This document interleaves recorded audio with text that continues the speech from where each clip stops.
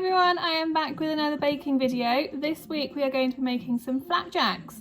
Now then, I need to wash my hands and then we'll be able to get started. Now then, to make the flapjacks you are going to need some butter, some sugar, golden syrup, and of course porridge oats. Now that's for plain flapjacks. If, like me, you like to make your flapjacks a little bit more interesting, you can add in anything you like. You could add in raisins, you could add in chocolate chips. I am going to be adding in today some of my absolute favourites, these glacé cherries. Now, usually when I'm doing my cooking, I weigh out all my ingredients separately, but as you can see from my instructions, the first instruction says to melt the butter, sugar and syrup. So I am going to get my saucepan where I'm going to be doing the melting, and I'm going to weigh all three ingredients straight into that to make it nice and straightforward. So the first ingredient is 225 grams of butter. Let's get weighing. So butter. And we can see on our scale 225 grams of butter in the pan. Next up, I need 225 grams of sugar.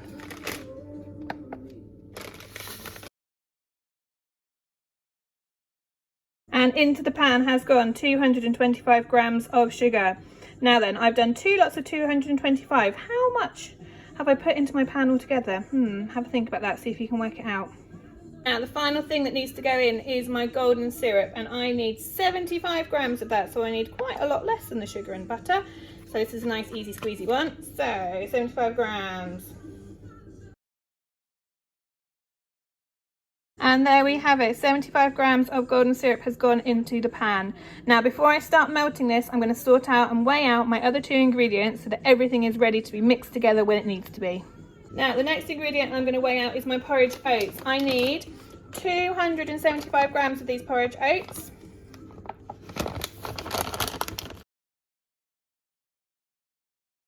And there we go, 275 grams of porridge oats in my bowl. These are going to be put to one side. I need to chop my cherries and then I'm ready to start melting and baking. Now, the last ingredient for my flapjacks is going to be these cherries. Now, I absolutely love cherries, so I'm going to put the whole tub into my flapjacks. I'm just going to chop them up a little bit. I am going to be using a sharp knife to do this, so if you're doing this at home, make sure your grown-ups there helping you.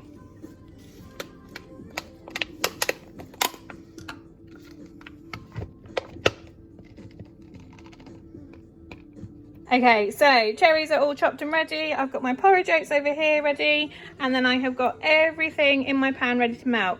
The next step of this is to melt these ingredients in the pan. Again, this is going to get a bit hot, so you are going to want to make sure that your grown-up is there, just making sure you are all okay and everything is safe in the kitchen. Okay, so we're going to melt these on a low heat, nice and gently. So that's the butter, the sugar and the golden syrup.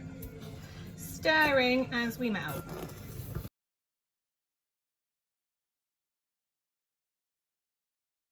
This is what it looks like when it's all been melted together. It is now ready to add the oats and cherries and then put into my tray here, which I have lined with greaseproof paper to stop the flapjack sticking.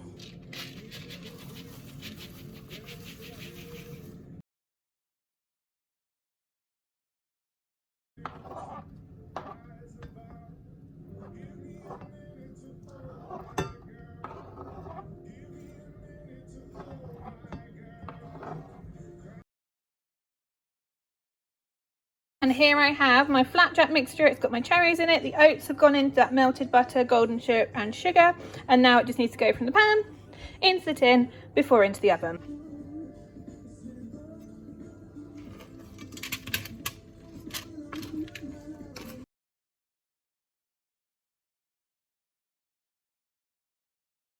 You want to make sure that you press down your flapjack into all the corners of the tin so it's nice and level on top, and then this needs to go in the oven for 35 minutes or until it's golden brown.